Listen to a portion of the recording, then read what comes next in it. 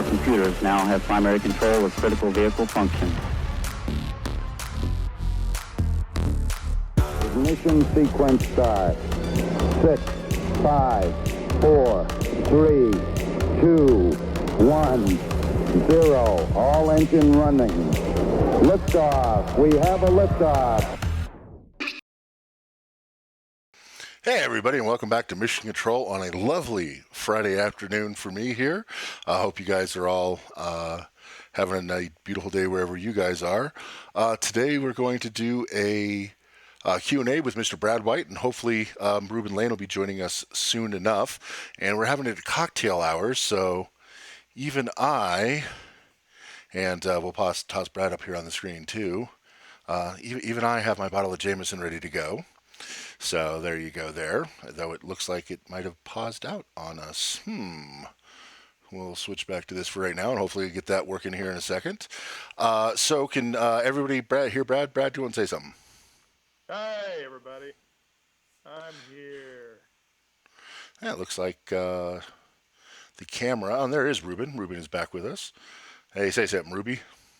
Hey, I can hear you now. Can you hear me? Can everybody hear Brad and Ruben? Hey. Even though we seem to have lost the video, I think we've got audio working. I said, "Oh damn, Brad is quiet." Well, we can turn you guys up. Can you hear me all right? I think so. Test. 1, 2. Check. Money order. Cash. Check. They said you guys were quiet, so I cranked your volume. That should help that out. Check. 1, 2. Check. Cash. Money order. Check. 1, 2. Check. 1, 2. 1, 2, 3, and cha-cha 1. Oh dear golly, it's getting out of control. Why do you say check 1, 2? Because you have to lift on 3. There, I think we've got the live stream camera actually working now, so you can see that we all have our drinks of choice with us today.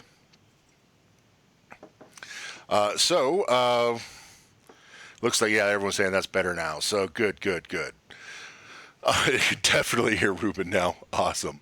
Let's start off with What? Yeah, exactly. So let's start off with Brad, I guess. What do you want to tell us of what you can in the latest developments on the sales side of Avolites, Brad, while we wait for some questions to come in? Sales. Nobody likes sales.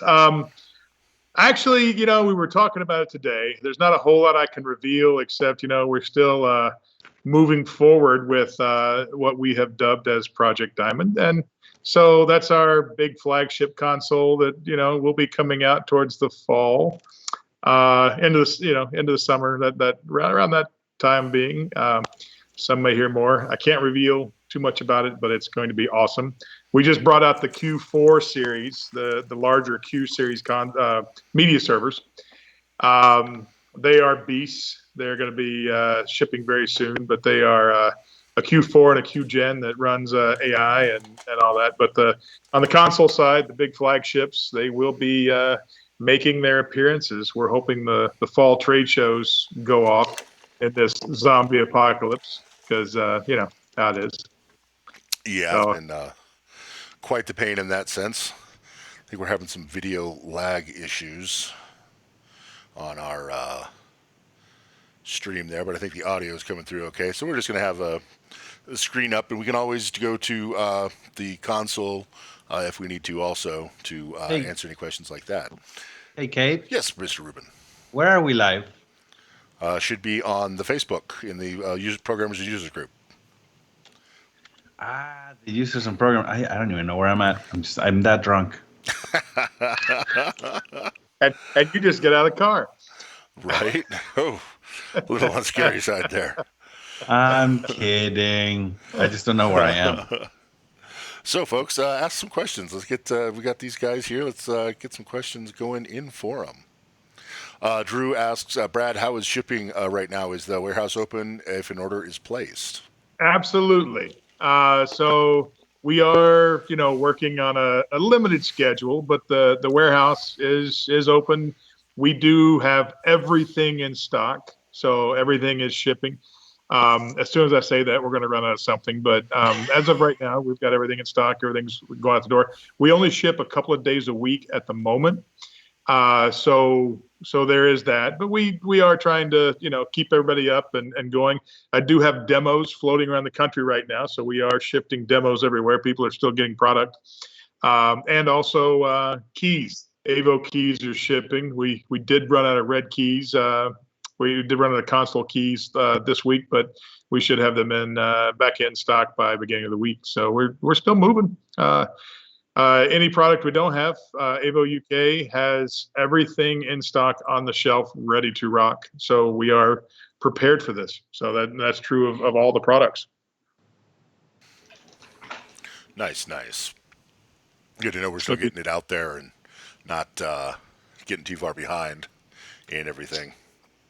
And Drew, if you need something, you can just drive over to the house and get it. That's right. Drew is relatively local to you, is he not? And hey, Jamie, it's nice to see you here. Yeah, bruh. Yes. So what do you got going on your side of the world over with AI and whatnot there, Ruby? Me? Yeah. Let's see. Well, 12.1 was just released this week, which is pretty last week. But anyway, pretty exciting stuff. 64-bit support. I had a list. 64-bit support, updated NDI, 5.1 and 7.1 audio. So we can now do full immersive surround sound. What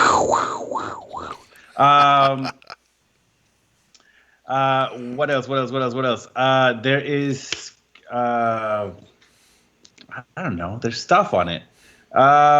Most importantly, I would say the Q series servers that just came out. You can go to avolites.com/Q series for a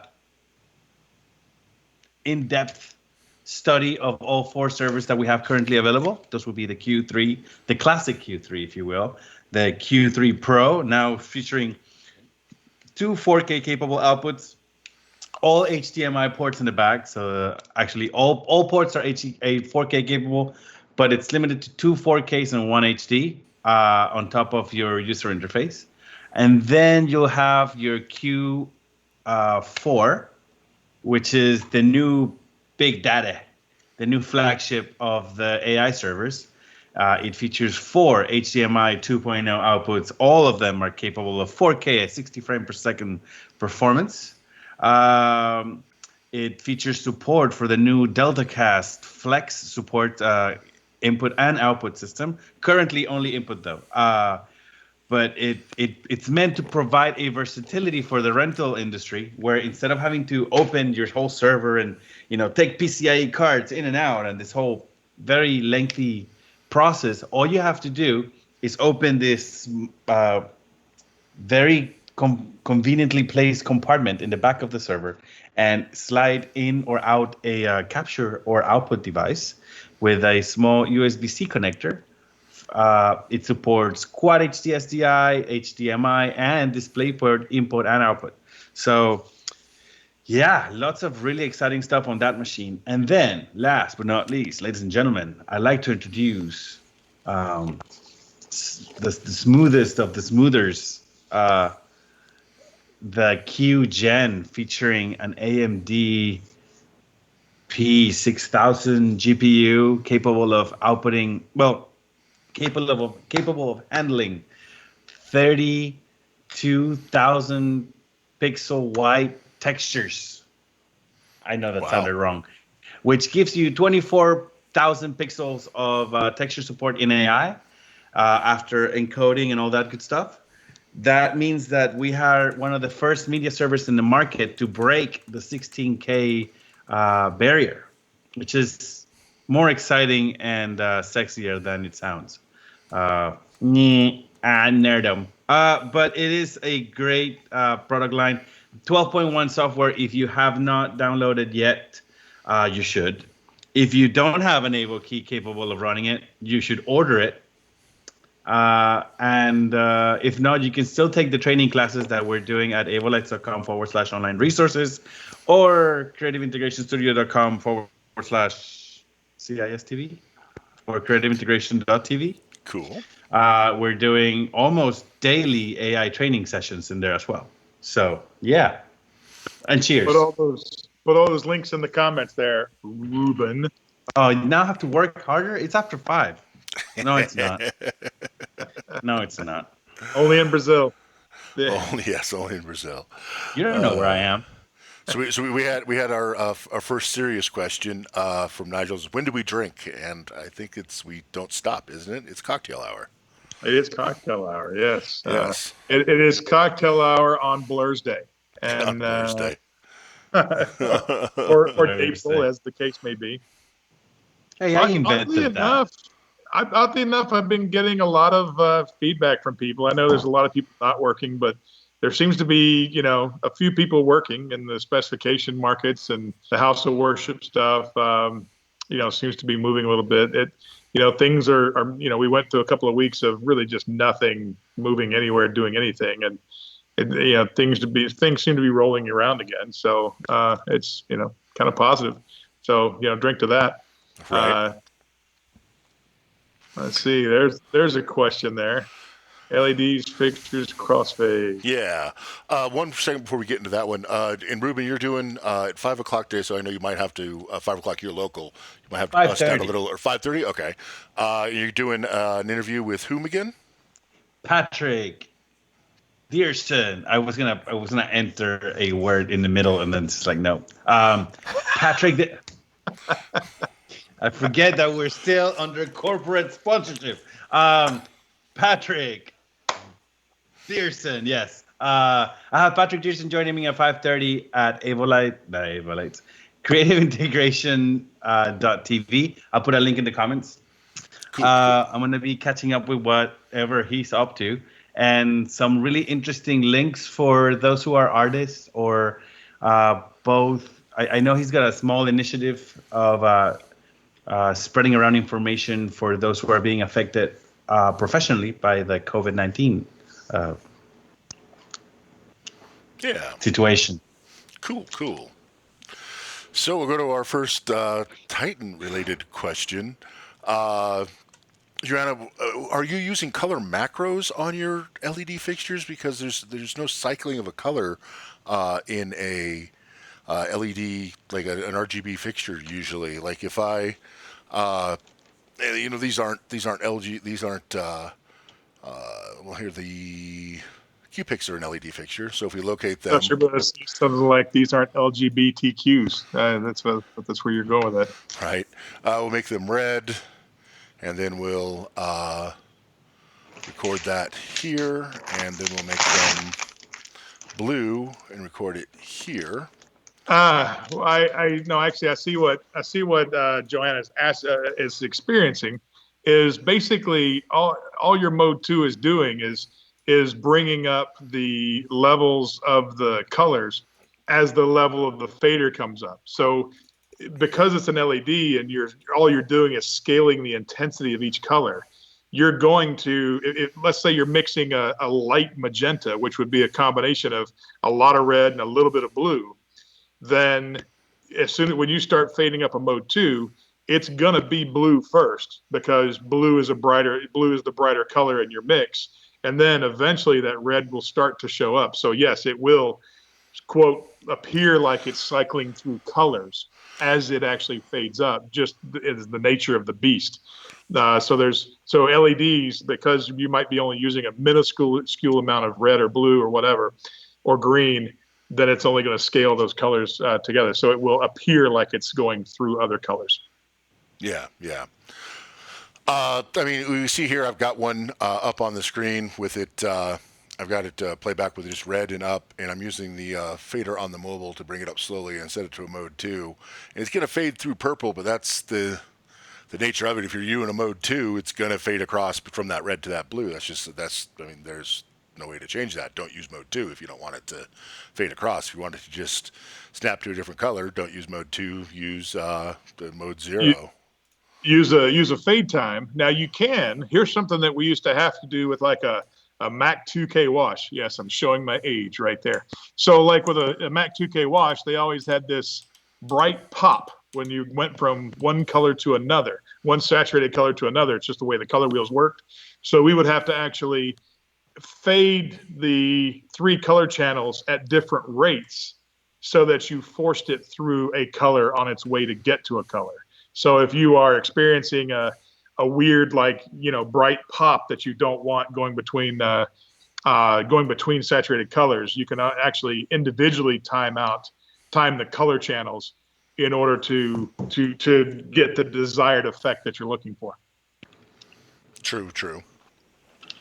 Cheers. And that's got a locked screen of you guys on it, but I put up the console and full version of capture up there, and it's got a old capture on the NDI because I had to turn it off because it was acting silly. Let's see here. If you've got any other questions on that one? Hope that answered your question, Joanna.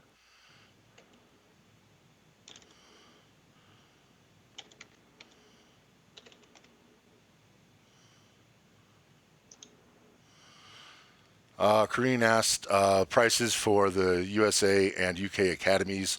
On the USA, it depends on if it's a 4-day class or a 2-day class, and the price varies on what level you take. But basically between 250 and 900, if I'm remembering correctly, depending on what you're getting included. If you're getting a Titan, a T1 included, or not. We try to give you, so just to expand on that, what we try to do with the training is we try to give you the value of a product, the value of something that's equal to the cost of the training. That's our goal for those classes. So, you, depending on what you pay is what you get. And if you choose to get nothing, to take none of the product away from the training, which we highly encourage taking product, you can actually apply the cost of your training to a hardware purchase as well. So our goal is to make any kind of training a wash for anybody that's doing it. So you're going to get at least an editor dongle, an editor key, or a Titan One. Sam, old name. It does. An editor key, a T1, or an AI Anjuna key as well. So one of those products, depending on the level you pay, and you can choose when you sign up for trainings what you're actually choosing. Actually, if you take any of the AI classes, when you sign up, you can choose the level of product that you want to walk away with. Obviously, there's a price difference between them, but you have the choice where you can choose to just come and take the class by itself. We strongly suggest you take at the very least, the editor key so that you can continue to use the software offline. And then you can choose to upgrade to AI, which is remarkably inexpensive. It's $750, I think, Brad? $750 or $850 for the class. Yeah. That includes the Anjuna dongle. So basically, you're getting a discounted Anjuna license and the class for free with that promotion, and then the Bondi or the Miami options. And there's even an option for those who want to go where you take away an AI dongle and a T1 or T2 add-on to that as well. Exactly. Yeah, it's really good options. We just try to add value. It's just value added stuff, and we want everybody to know how it works to make your experience that much more pleasant. Yeah. You can download fixture libraries for free from the Avolites website. Somebody asked where's the free stuff, and I thought that's it. You can download free stuff from the website. Since you want to respond back, John, it's something in the way that you're either the fixture personality, the fixture itself, or just the way you're programming it that you're getting this quote unquote problem. So it's a little hard to do talk out live here, but if we just make a post in the group about it later, we can just get all the details of everything that you've got going on, and we get you squared away. But yeah, it's something with it's either quote unquote you're doing it wrong or something's got you set up wrong. So we'll get it There figured are out no though. problems, only unwanted features. Yes.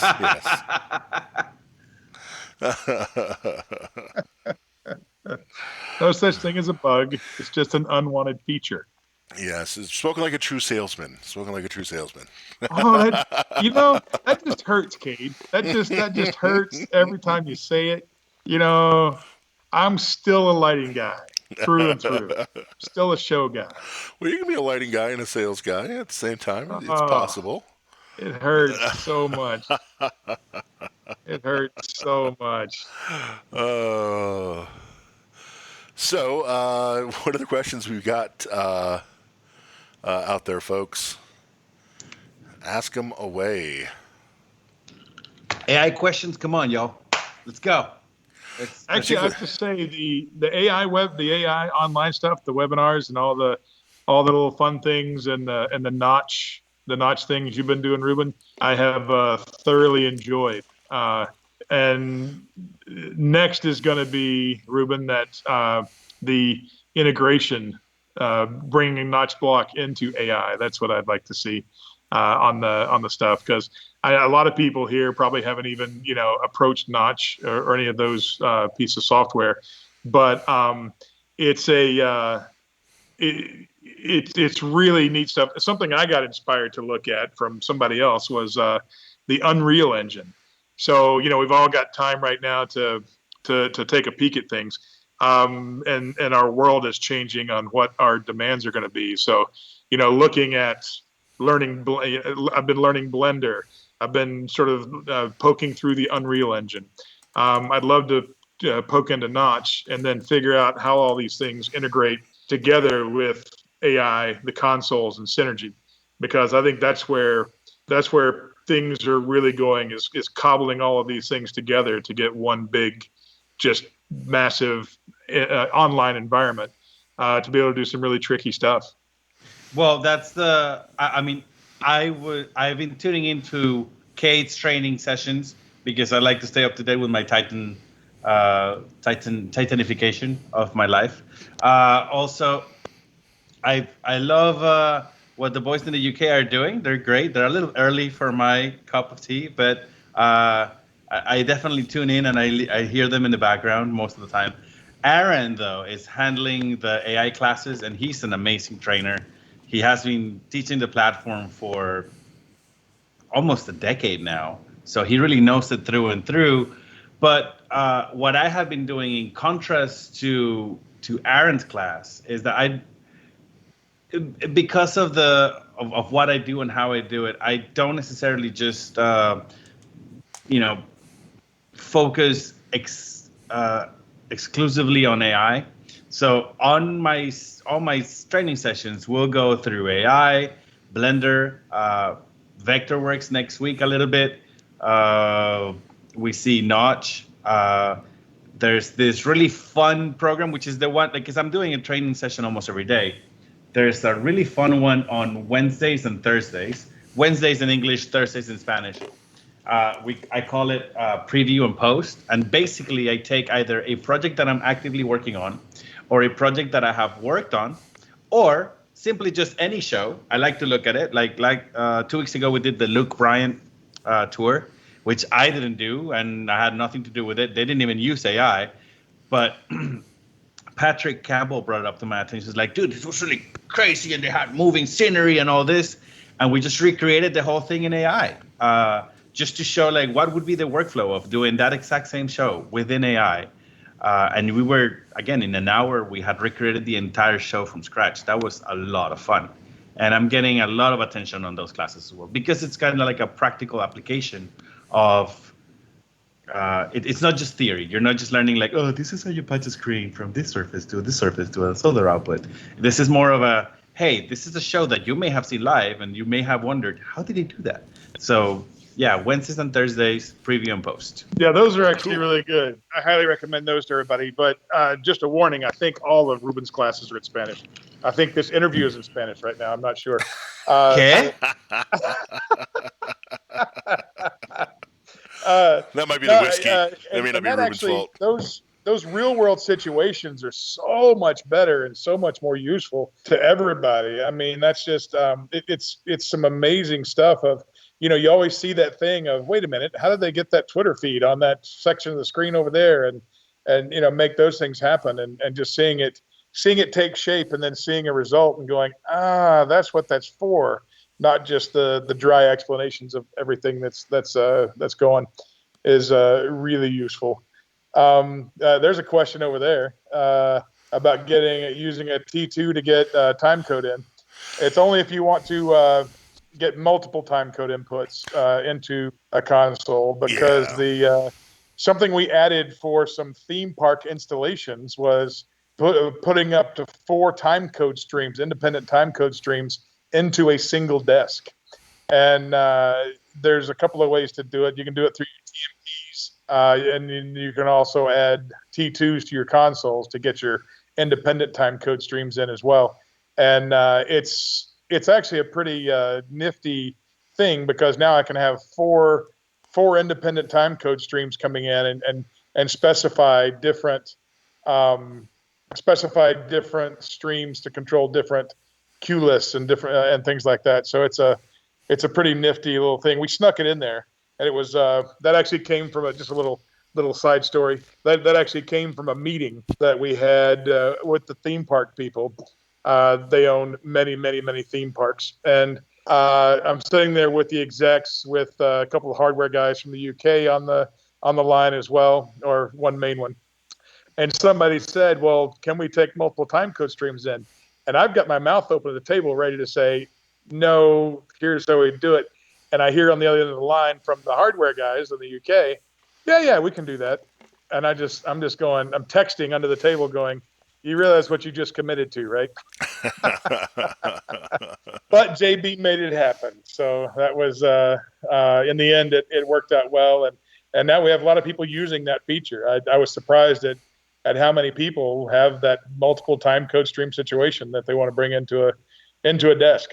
Yeah. It's the feature you never know you needed. Yeah. And yeah, it's great for be able to use a T2 to bring in LTC / Stimpy, as I like to call it, into either a Titan Mobile, or to add a second version to it, to a T2 or an Arena or a Sapphire for that matter. Or put it in a Quartz. Now you can do timecode LTC on a Quartz without having to buy the MIF4s. F4, yeah. Yeah. And what do those run for? Does anyone know? Those are a few thousand, aren't They're they? expensive. Not a few thousands, but they're like $700. Okay.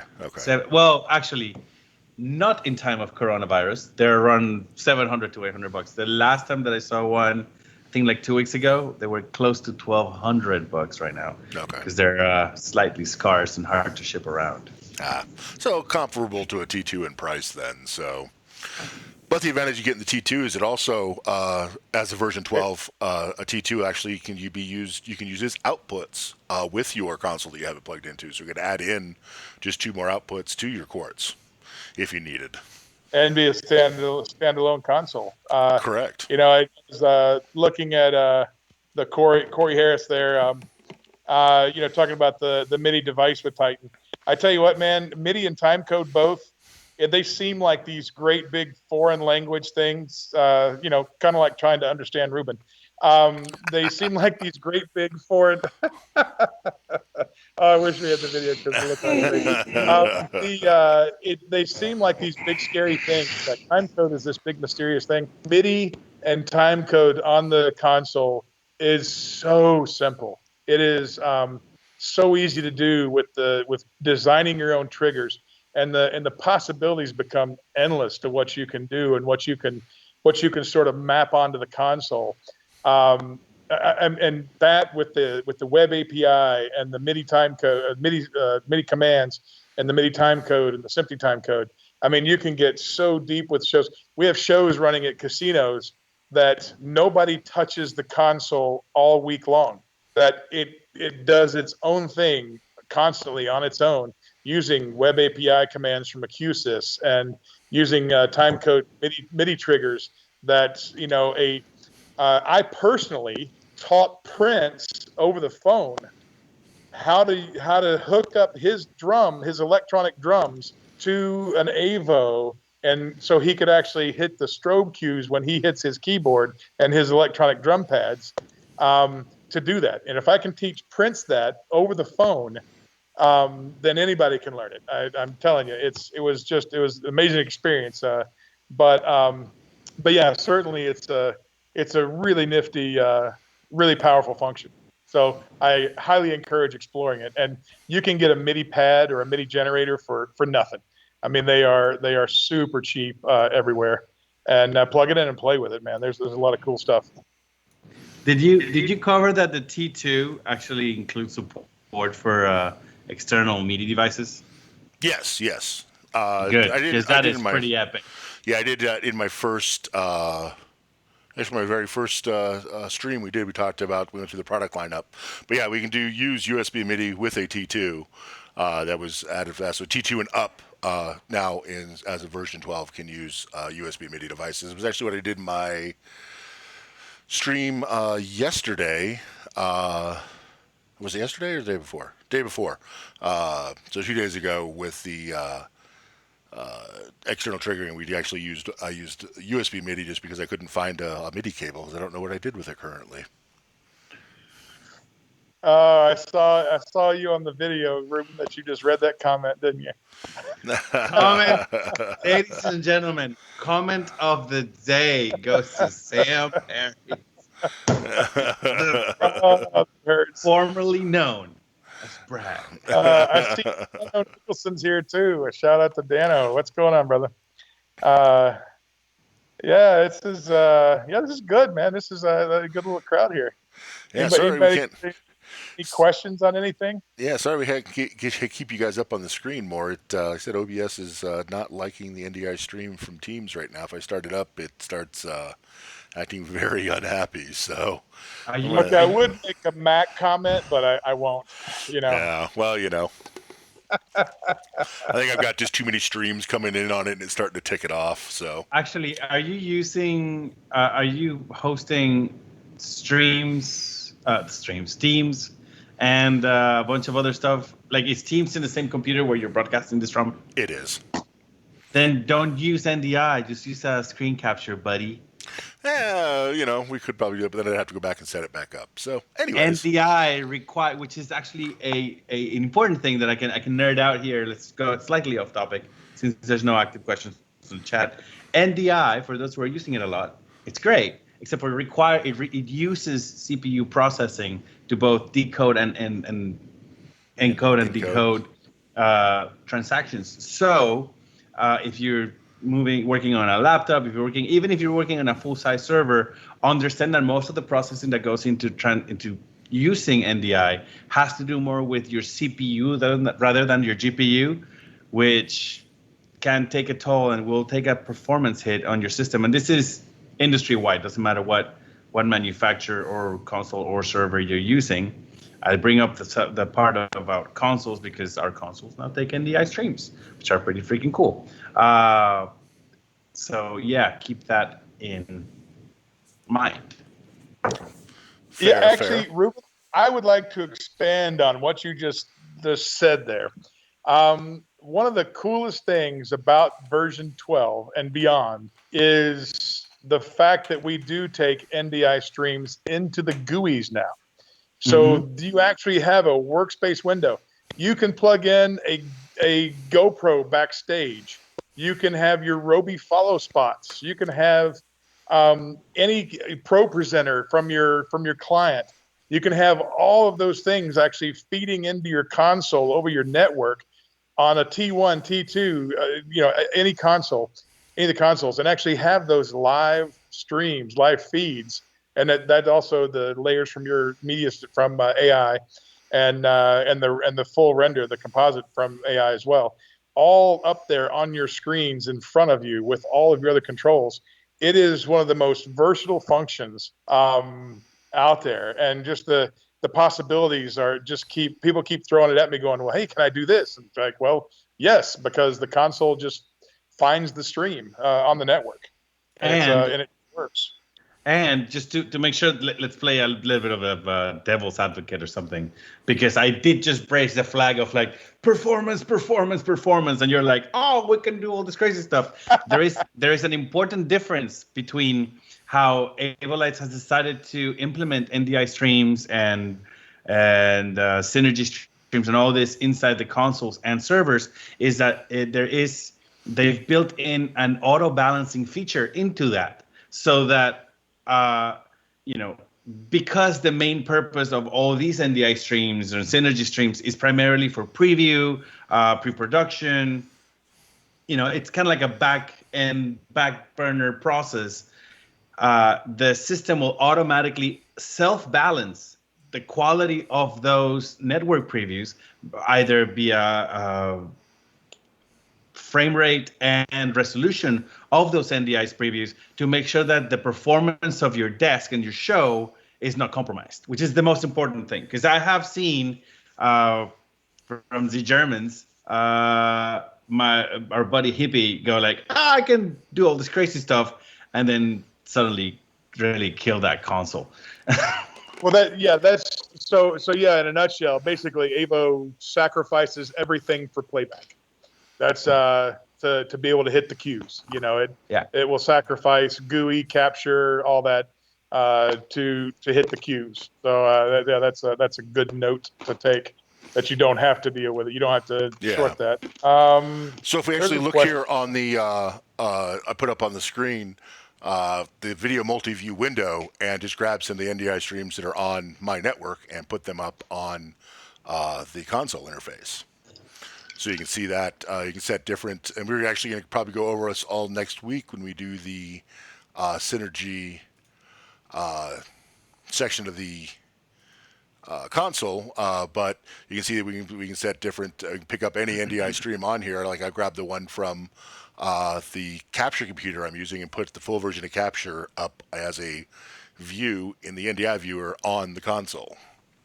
So kind of a random way to do it. It's looking a little jerky right now, but I think that's just I got too much crud going on around here. I think I'm angering the demo gods. I need to slow down a little bit. So, but let's get to Mike Duncan asks, hello guys, hey, I want to start using an Avolites dongle for a live show. Will it be easy to run, and what dongle do you recommend? That all depends on the size of your show. I mean, that's what it comes down to. How many universes do you need? How much surface area do you like in front of you? A T1 is one universe of DMX from the interface that you actually see there on the live stream. So that is the exact interface that you would be looking at, and that has capture in it and everything else, but it gives you one universe. The one big drawback to a T1 is that it does not allow any inputs to it at all. So basically no fader wings, no MIDI wings, nothing.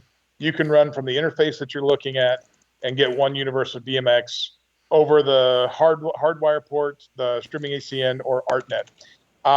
Stepping up to a T2, which is the other dongle, so to speak, that really opens up everything. That's where it really blossoms and gives you two universes of DMX over any of the pipelines, and you can send those two universes via the 5-pin ArtNet or streaming ACN all at the same time.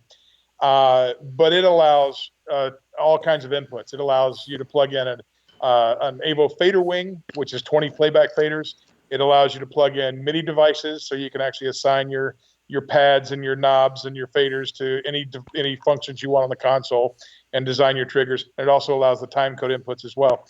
So it's a big difference between a T1 and a T2, not just the single universe. And then from there, you step up into the actual hardware consoles of a Titan Mobile and all this. Now, just know, no matter where you start, if you start on a T1, when you you run out of universes, run out of channels, then you unplug your T1 and plug in a T2, and your show still works. Nothing changes. You unplug your T2, plug in a Titan Mobile, you have 16 universes. Nothing changes. You just have the real console. So as you walk up, as you step up in the line, all you're doing is opening up more hardware surface for yourself and more DMX universes. But as soon as you hit a Titan Mobile, that engine right there is the same all the way up to your Sapphire Touch and beyond to the next flagship. Dun dun So dun. you never have to. It's never a learning curve. That's the big takeaway. Is you don't have to reprogram your show. You don't have to do anything goofy. You're not limited by any effects engines or functions or anything else. You're just limited by channels and the amount of hardware in front of you. Yep. Can I ask a question? Yes, Ruben. When was the last time either of you wore deodorant? Today, because I had to go out into the world today. Today, because I'm married. Now, I haven't shaved in 4 weeks. I shaved my head. I am quite liking that fullness you're displaying there, Brad. Got that? It's nice. It's it's got a nice shape to it. It's you can grab onto it. It's so long you can actually grab onto it. Yeah. Really? Yeah. I was just about to say how it makes you look distinguished, and yet, yeah. Yeah, there you go. What is it? I'm gonna join you on the Dearson show, so we can just really just tear it up. There you go. Yes, Please yes. do. Please do. We'll all definitely have to join Ruben on that one and give him as hard a time as possible, even if it's only through the text. So, any other questions out there, folks? Please ask away. That's what we're here for today, and we got what we need to do. Yeah, there's so much cool stuff coming down the pipe. It never ends. The software guys are working feverishly, and when you become a member of the website, you can jump on, and you can actually, and this is something for everybody who's listening, you can jump on the website and actually suggest functions and features, and they will all be posted there, and you can actually vote them up or down. So we are totally user driven of what things we're developing. There are things that we're developing that we're putting this in this version of software because we want to move forward. But there are also user functions that are suggested that we get some great suggestions, and we get some really crap suggestions too, to be honest with you. But they get voted up, voted down. Some of the ones that run up to the top of the list, we just surprise us, and we go, okay, I guess that's what we're going to do. But there are some really good suggestions. So if you've got something, always drop it on there, because we always read every single one of them. And although we may look at one and raise our eyebrow, if it gets enough votes, then it's something we'll drop into the software, as long as it's not detrimental to other things. I was actually just about to bring that up. How? Yeah, I think we talk about highly. Yeah. I think we talk about the ideas and features page almost every live stream, because it is a super. It matters. They actually, like I said, they do care, and they are going for it. So you were saying, Rube? Yeah, I'm especially for me.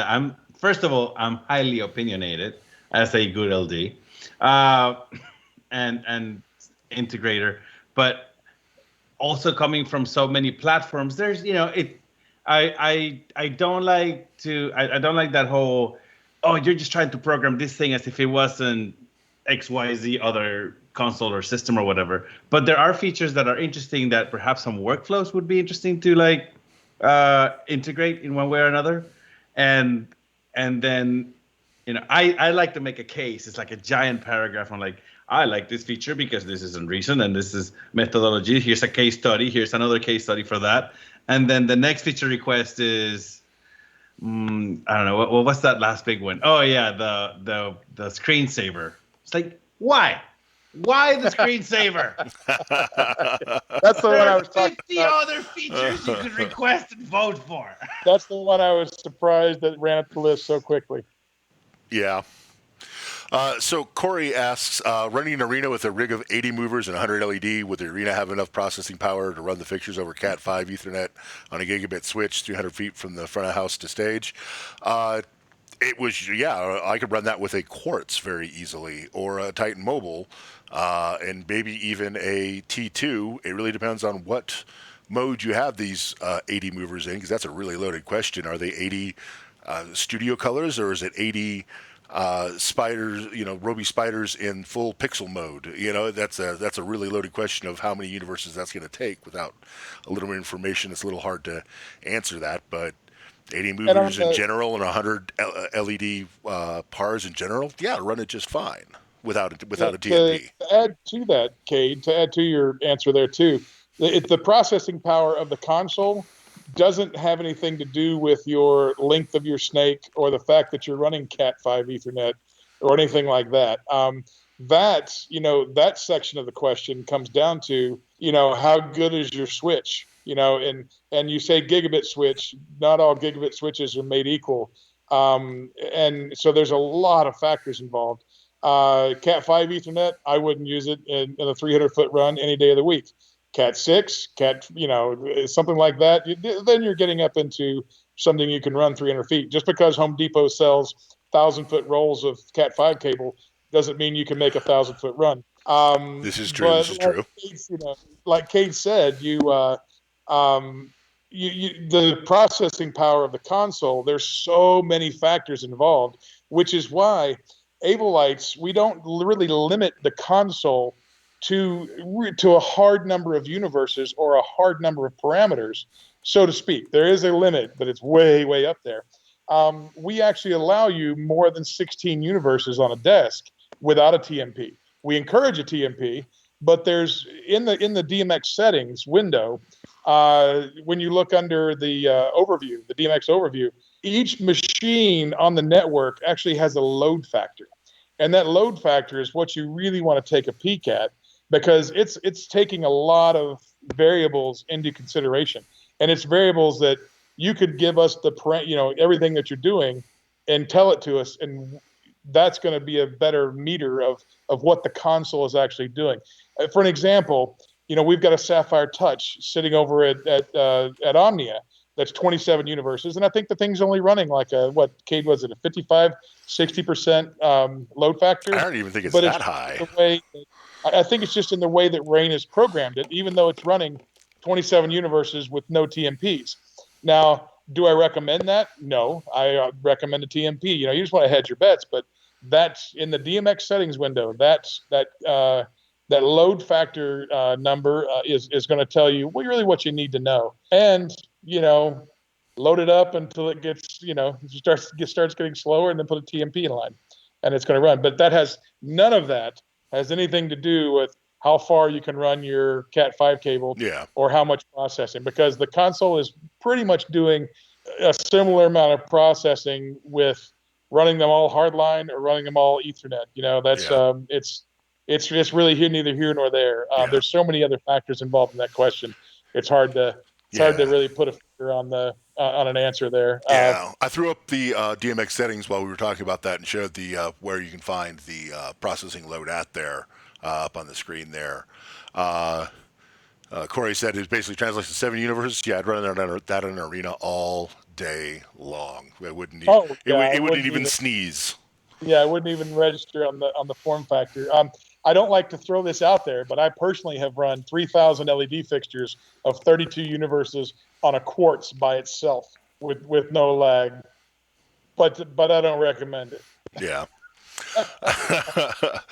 Mike Duncan asks, using a T2 dongle, I purchased an HP laptop, 12 gigs of RAM, 500 gigs of storage, or does it matter? The one thing to make sure that, Mike, is a solid-state drive is required for version 10 and higher to run properly. And my rule of thumb is, when it comes to processors, buy the fastest thing you feel like you can afford, because processing power needs only are ever going to go up. They're never going to go down. And as more features get added, the more stuff you're going to want on the console, on your computer for power. The laptop that I'm using for this, I bought in version right before version 10 came out. That was how long ago? 5-6 years ago now? Since version 10 dropped, something like that? That's a lot of bottles ago. Yeah, exactly. So, and it's still running strong on version 13 just fine. So, I always say buy more processor power now, cry less later, instead of having to buy a new computer in 2 years. Again, something to add to that, you're talking about the solid state drive is paramount. That's huge. Yes. Make sure that it's not a hybrid drive, because some of the computers do those hybrid drives where it's a platter with a solid state on the front end of it. Don't fall into that trap. Make sure it is a true solid state drive, because that will make all the difference in the world of what your capacity is and how much you can run. Yep. And agree. just what your performance is going to be. Yeah. In case anyone's wondering why this is, I'll actually, because it's not a company secret or anything. So when it came with version 10, when we expanded the undo system. So every time you press a key on the console, it writes to a file, so that it knows to be able to undo it. And if you're not using a solid state drive, the computer gets backed up trying to write that file constantly, and after 5 minutes of using the console, runs like dirt. So that's why an SSD is required. You can sometimes get away without it, but don't bother trying. Spend a couple of extra bucks. SSDs are dirt cheap nowadays. So even if you find a computer you don't like, and go buy an SSD and stick it in it. You can buy. I think I saw a terabyte SSD for like less than $200 the other day. Like it's the prices of those are just dropping through the floor. Oh yeah, you don't want the cheapest drive, but True, you don't want the cheapest, but even the cheap ones are better than anything spinny. That's the thing, right? Exactly. So you could go for a performance Samsung, for example, which is great brand, great performance for very low compared to 4 or 5 years ago. Amazingly inexpensive, especially when you take into consideration the kinds of performance benefits that you're getting from it. So yeah. Hey, and let me just stress this part of it from a number standpoint. $100 drive for a $10,000 client is worth every penny. Yes. That you get your performance, you get your reliability, you get all those things. How much is your client worth? Is it worth spending is he worth spending an extra $80 on a good solid state drive? That's that all depends on what kind of show guy you are. Yeah. What kind of vendor you are. And that's the bottom line of, if you're trying to squeak by because your console is the brain of your operation, period. That's it. Your console goes down, your show is dead. If you lose a moving light, who cares? You got 6 others just like it. You lose an LED fixture, who cares? You got a dozen others just like it. Already in the rig, nobody notices. But your console dies, your console hiccups, your console has a problem, your show is dead, and everybody knows it. Yeah. And so how much is your client worth at the end of the day? Of that you want to nitpick, and I know not everybody can afford to buy a Sapphire Touch. That's not what I'm saying. It's you got to just watch where you shave. To spend a dollar to save a penny kind of thing. You don't want to lose that client because your console hesitated and you missed a cue. Yeah.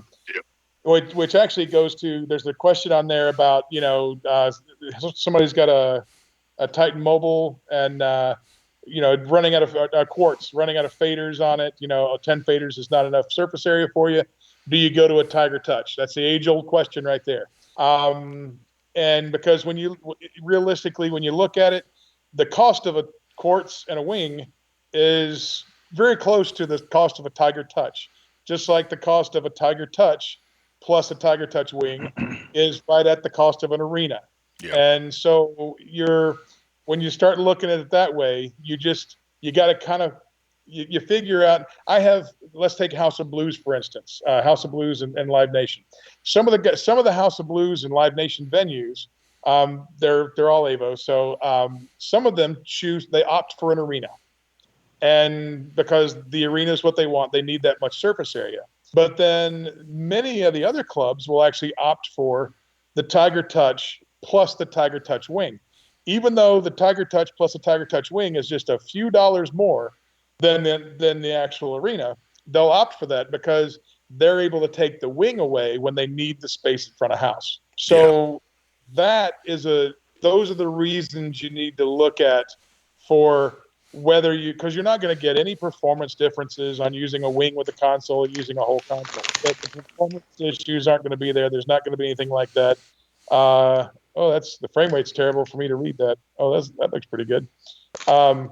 So that's what you gotta, that's what you gotta look at. Is what is going to work the best for you? What's going to be the most flexible, and what do you want to carry? Yeah, yeah. And I mean, from the other side of it, with this one jumping up to a T2 from your quartz, and instead of a wing, well, with the wing, you're going to get 20 extra faders on the Tiger Touch. You're only going to get 10 more faders than you already have on your quartz. So, if all you're really after is more faders, I'd probably go to the wing, to be honest. And it's more compact, and I would just get the travel case like I own and carry it around everywhere and take it flying when I have to. See, that's why I'm a terrible sales guy. I want to sell you what you need, not what not what's gonna be the largest dollar amount. Yeah. Because we want you to be happy. We want you to keep going like this. We want you to, if you own a quartz, great. Just invest in a wing, and you're up to speed. Because one day you're gonna have a show that you're gonna need an arena, and when you need that arena at some point, great, get it then. But you don't get something you don't need now. We want you to make money and be in for the long haul. Not shoot your wad now and die tomorrow. So we like having Avo lifers. Yes. We like keeping everybody around forever. We like our loyal customers. No, and I would actually say, Brad, on that same note, if you have a quartz and you pick up a show where you may need a bigger console, there are the number of rental partners out there that are unknown. It's amazing. And personally, if we have the opportunity of okay, you can buy a bigger console that you're going to use for one show or one short tour, we're better off, you're better off renting that console for a short period of time from your lighting vendor on the tour or whatever. So there are other alternatives other than just you yourself buy that console. Because I know guys that have a number of consoles in their personal inventory, and they're like, I have a 4-week run where I could really use a Sapphire. Are they going to buy a Sapphire? No, bad idea. But they'll definitely rent it and still make money on that rental for that over a four week run. Yeah. Everybody wins. Right. And Kareen, to answer your question there, a mobile, the mobile console. His question is, what's the price difference between a wing and a mobile? Right, and it's 40 in the States. It's $4,200 list price. Now these are retail prices for a mobile. Now a wing to add on to that is going to be what are they? $26.95 list price. Sorry, I'm doing these from memory. So $26.95 list price. Ruben is eating a whole meal on the interview. So yes, it's him that's crunching the chips, the bag of chips on the microphone. And it's mutants. They do not crunch. I'm sorry. So there is, unfortunately, a price jump between a Titan Mobile and a wing and a quartz, but that's a little different ballgame. But those are the wherever you are, Kareen. I see Sam threw up a link there for sales at Avolites. I think you can always click depending on where you are in the world. Give us a shout if you're in the States here. Give us a shout, and we can definitely set you up. They're actually very reasonable. And the mobile and wing package, one of my favorite packages, is the travel package. Holy cow! We do the travel package here in the States. That is a Titan Mobile with the wing in a Pelican style custom case. And you're almost, the way we're doing this is you're almost getting the wing for nothing. The way we package this over here, it's a really great deal and a great little package to drag around. Yep. Gade drags one around. I do. It flies very well. I've taken it to go do classes and whatnot, and off to do a couple of shows here and there, and it's super super duper handy. So. We are a little bit over our hours, so if I guess we'll go ahead and wrap it up since we don't seem to have any questions right now. That, and we'll let Mr. Ruben get ready for his live stream. There again, what's the link to get to your live stream for this evening there, Mr. Ruby? The best way to get there, or the fastest way to get there, if you go to creativeintegration.tv, From there, you can launch yourself to either Twitch, YouTube, or Facebook. Links for all of those platforms, and we're going live in about half an hour, actually. Yep. Cool. I can't wait to ask questions on that live stream.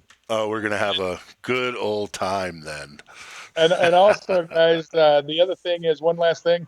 Ruben and I are guests tonight on at 8:00 Eastern, 5:00 Pacific on the Four Wall Vendor Showcase wrap up. Oh yes. With Chris Werner and Mike Berger and a couple others, a couple other LDs. So we are guests on that after doing the Four Wall Vendor Showcase, which actually went pretty well. That was a new thing for us, new for everybody. They did a pretty good job with that situation. I recommend going to the Four Wall Facebook page and checking all those out. All the vendors did a really, really nice job. Some did a good job, some did a better job, but all in all, it was an interesting setup. It really was. Yeah. Cool. See if we haven't a link to the. Oh, really? Come on. See if we have a link to the Four Wall page real quick before we go ahead and do our sign out. See if I can find one real quick. The quickest person I've ever seen with links. It is absolutely insane. Dude, Sam's the man. I would say that all of these live streams in any of these, anyone who's been doing them, that it would be very hard without Sam's constant help. And not just the links, but also the, I refuse to call them GIFs, but GIFs, animated GIFs, and other meme. Or, who calls them peanut butter? They're GIFs. They're not GIFs. It's GIF. It's GIF. It's GIF. It's graphics. Oh, golly! All the kids are doing it.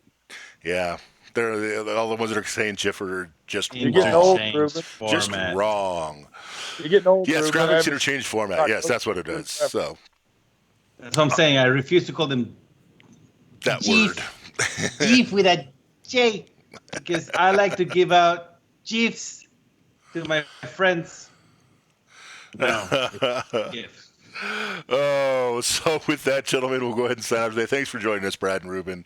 It is always entertaining to hang out with you two and see where the conversations end up, as well as to get to have a cocktail since we haven't gotten to see each other in quite a while. So, cheers, everybody. Thanks, everyone, for joining us. We'll be back up and doing some stuff on Monday. Next week's going to be Synergy Week for all of Avolites live streams. So the Aaron's going to have his on there, and I'm going to have mine on there, and Gordon's going to do one too, and we'll put the schedule up as soon as we can, probably on the Avolites online resources page. And you guys can find it there.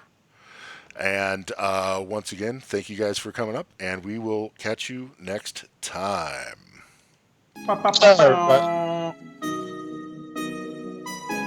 Wheel stop. Roger, wheel stop, Discovery. Welcome back. A great ending to the new beginning.